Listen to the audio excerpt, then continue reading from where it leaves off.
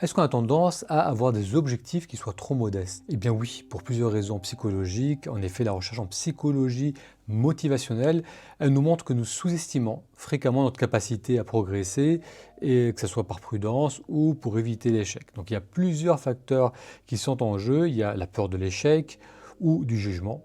Il y a les croyances limitantes, cette idée qu'on n'est pas capable, que ce n'est pas pour nous.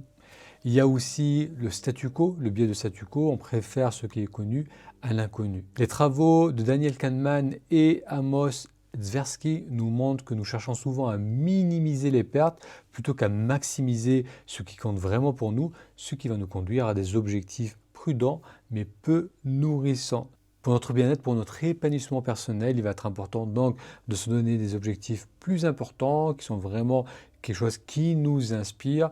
À noter que ces objectifs doivent être intrinsèques, qui viennent de nous et non pas motivés par l'image qu'on donne aux autres ou par l'envie de progresser socialement, mais vraiment par quelque chose qui nous inspire. Durant ce mois de janvier, lors des séances du dimanche à 18h, dans le cercle de méditation, on va travailler cela. On va combiner méditation et travail d'introspection pour identifier quels sont ces objectifs qui nous inspirent réellement, quelles sont les croyances limitantes qu'on peut avoir par rapport à la poursuite de ces objectifs. C'est un abonnement sans engagement.